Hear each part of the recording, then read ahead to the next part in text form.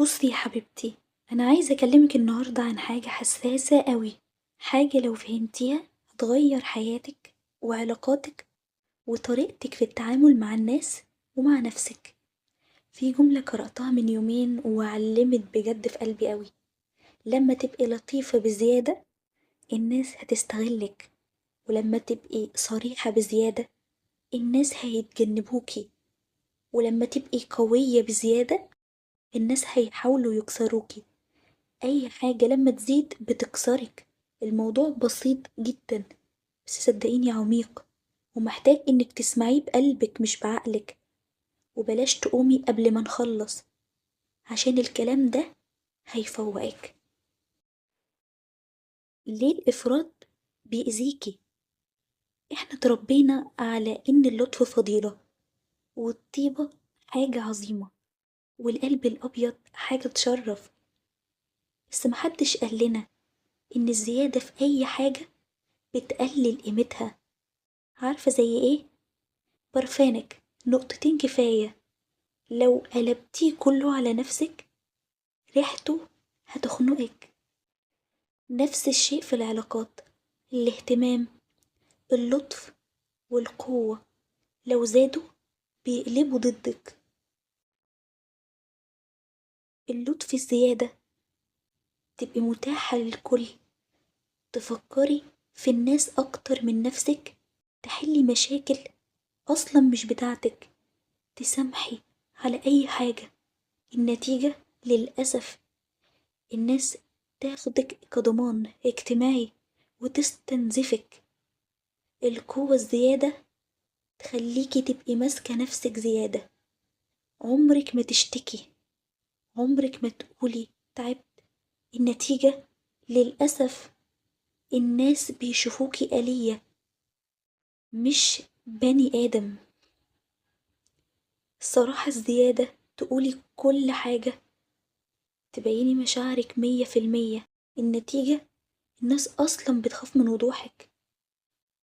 التواضع الزيادة إنك تقللي من نفسك، تثبتي للناس إنك مش مهمة. النتيجة محدش بيشوف قيمتك أصلا. المشكلة مش في الصفة، المشكلة في الإفراط.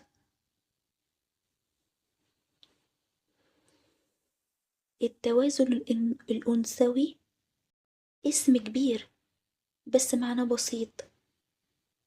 أعرف إمتى أدي وإمتى أوقف، إمتى أظهر وإمتى أختفي، إمتى أكون لطيفة وإمتى أحط حد.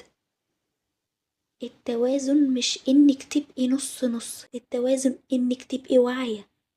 كل موقف ليه طاقة، كل إنسان ليه طريقة، وكل علاقة ليها مساحة مختلفة. تعالي نشرح بقى بالراحة. التوازن في اللطف، مش كل الناس تستاهل نفس الطيبة. في ناس تستاهل 10% وفي حرفيا ناس تستاهل 0%. التوازن في العطاء، العطاء لازم يبقى رايح جاي مش اتجاه واحد. التوازن في المسامحة، التوازن في المساحة كمان. لو فضيتي وقتك كله لحد هيفقد قيمتك. التوازن في المشاعر، مش لازم تبيني كل حاجة. ساعات الغموض رقي وحماية للروح. التوازن في الحدود، قولي لأ بس بإحساس، ارفضي بس بذوق، احمي نفسك بس من غير ما تكوني قاسية. بصي، هشاركك بموقف حصل معايا قريب لأنه اتكرر كتير. في واحدة جاتلي استشارة خاصة، كانت جميلة، قلبها طيب بشكل مش طبيعي، بس للأسف كانت مكسورة. كانت بتقولي أنا بعمل كل حاجة صح، ليه محدش مقدر؟ ليه دايما بخسر. ليه الناس بتستغلني؟ قعدنا نتكلم ساعة كاملة واكتشفنا ان مشكلتها مش انها غبية او طيبة زيادة، مشكلتها انها مش متوازنة نهائيا. كانت بتدي 100% لناس يستاهلوا 20%. كانت دايما موجودة حتى لما هما مش موجودين. كانت بتسامح من غير ما تعمل حدود. وبعد كام يوم بعتتلي قد ايه حياتها اختلفت كتير. انا كنت فاكرة ان الناس المشكلة، طلعت المشكلة اني كنت ببالغ. والله قالت لي كده، والله يا عبير التوازن بيغير مصير.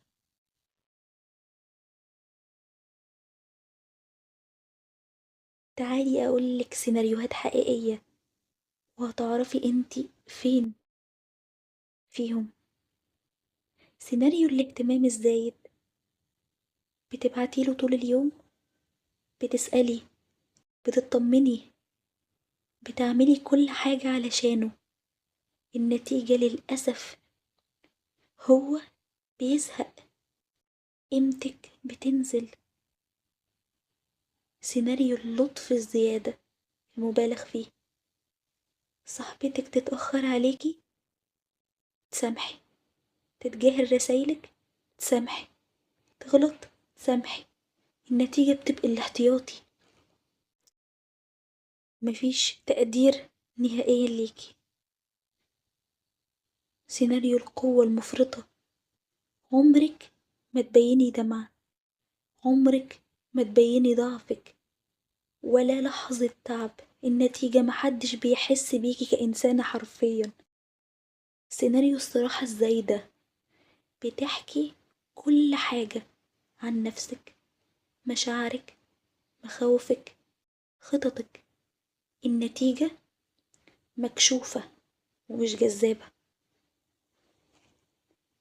سيناريو التسامح الزيادة، تسامحي وتسامحي وتسامحي.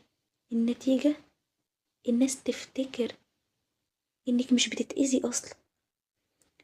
شفتي؟ الافراط دايما ضدك. تعالي اقولك ازاي ارجع للتوازن. بصي، التوازن محتاج 4 خطوات بس. توقفي لحظة، اسألي نفسك، هل اللي بعمله طبيعي ولا زيادة؟ أدي على قد الشخص، مش كل الناس نفس المقاس. حطي حدود واضحة بطريقة ناعمة مؤدبة لكن ثابتة. راقبي مشاعرك، لو حسيتي انك بتتأذي اعرفي انك بلغتي. هو اخيرا يا حبيبتي، مفيش على وش الدنيا حد يستاهل تكسري نفسك عشانه. لو عندك صفة جميلة استخدميها بعقل، لو عندك قلب أبيض احميه، ولو عندك طاقة وزعيها بالعدل. التوازن مش رفاهية، التوازن مسؤولية. ومن النهاردة خدي قرار إنك تبقي متوازنة، لا زيادة ولا نقصان، بس مظبوط على مزاجك. ولو محتاجة تمسكي الطريق ده بإيد حد فهمك، استشاراتي الخاصة مفتوحة، مش عشان أبيعلك حاجة، ولكن عشان شفت قد إيه كلمة واحدة أو تعديل بسيط بيغير حياة كاملة. واللي يدخل معايا بيخرج بنسخة أوضح وأعمق وأقوى. ولو حاسة إن الوقت جه تتغيري بجد، الأبواب مفتوحة. سلام يا حبيبتي.